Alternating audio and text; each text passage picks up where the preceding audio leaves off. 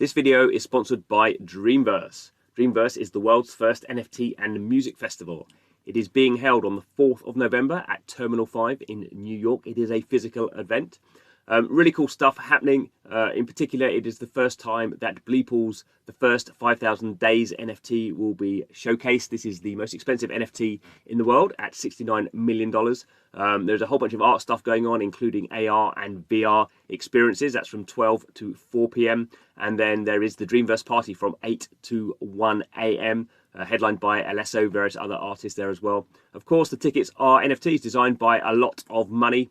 You can buy them now. You get this sepia version, and when you turn up and get them scanned, you get this fully colourful version of the ticket itself, a valuable NFT. So check it all out. It's happening the 4th of November in New York. Check it out at dreamverse.life. Thanks for the sponsorship. Hello and welcome to Blockchain Gaming World with me, John Jordan. So in this video, I thought I'd have a quick look at what's going on with Illuvium. So Illuvium is a game been in development for getting on for a year now, I think. I spoke to the founders, Aaron and Kieran Warwick, for about 6 months ago.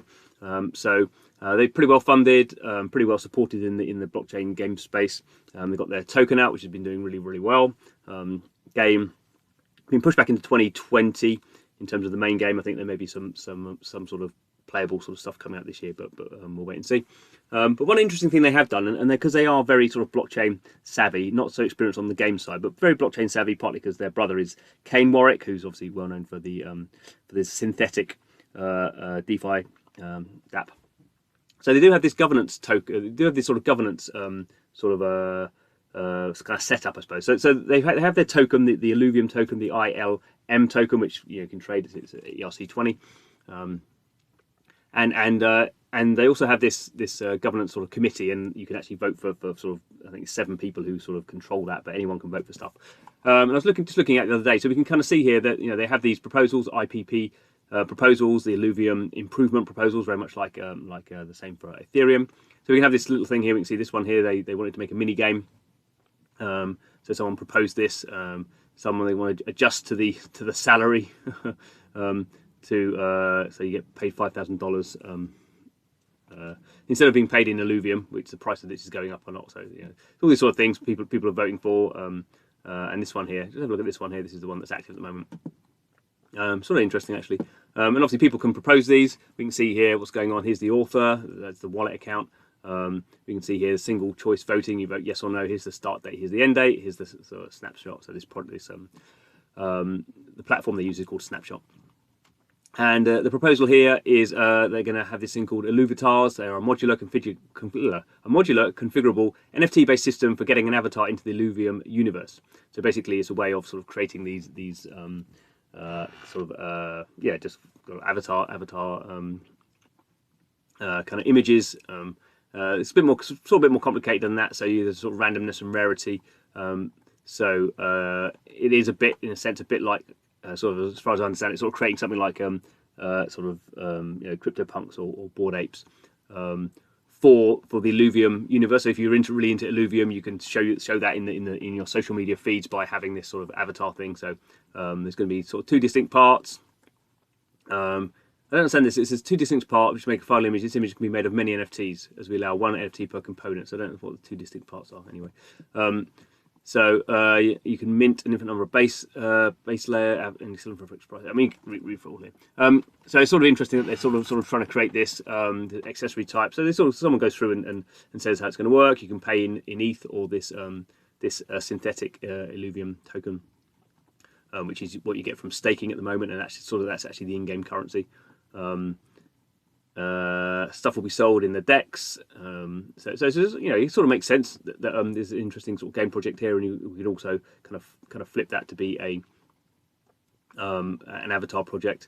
So you can vote here. Obviously, I can't vote. so you need, if you're going to vote, you need to have your So it'll take me here. So I can't vote because I haven't got any. I have no voting power. So obviously you need to have Illuvium, some Illuvium token in your wallet. And obviously if you have a little, most of us are going to only have a little amount of this token because it's whatever it is, $600, $700 at the moment per token. But you can kind of understand this is sort of how governance, is expected to work. We've not seen so much of it in games. See a lot of it in DeFi. Compound, I guess, was the first product to do that over a year ago now. Well, I guess kind of a maker back in the day, actually. Has this sort of product, this sort of process as well, and it's something, I kind of think it's one of these things where, in general, even in stuff like Maker and Compound, you have very small numbers of people voting. So it's not, it's not like 50% of people vote. It's like maybe 15% of people vote. So there are sort of big issues around it, but clearly you kind of see over time that it is a way of sort of hearing what the community wants. And I think it's something that blockchain games should be thinking about. It is a way of engaging, a certain part of the community, not all parts of the community clearly, but a certain type of person who's obviously, probably have quite a lot of value attached to the project in terms of owning a lot of tokens. And it's sort of an interesting way of, I don't know whether, the developer would come up with this idea, but clearly people who've been looking at Bored Apes or maybe own whatever the latest thing is, Pudgy Penguins, or, why not? Why shouldn't Illuvium, which has this whole set of sort of in-game characters and stuff, its own lore, why doesn't it have these sort of funny 2D avatars as well? There's no reason why it couldn't do that. So, that is interesting, and I think in general governance is something, I think it's something that sort of comes a bit further down the line. I think, most blockchain games are spending just all their time just on the basic, on the sort of nuts and bolts, the meat and two veg of sort of getting avatars up there and tokens and thinking about tokenomics and thinking about gameplay and all that sort of stuff. So stuff like governance doesn't really feature very much at the moment, but I think it is one thing that it is interesting, I think, from Illuvium, because they come at it from a very blockchain sort of / crypto focus, that they are very good at these sort of things, and they're a good project to look at to see how they sort of are handling that sort of blockchain side of things. So I thought that was worth doing a video on. Anyway, thanks for watching. This is Blockchain Gaming World, where we are trying to keep our podgy fingers, our podgy penguin fingers in in all the pies. So please subscribe to the channel. Thanks for watching this one, and see you again soon.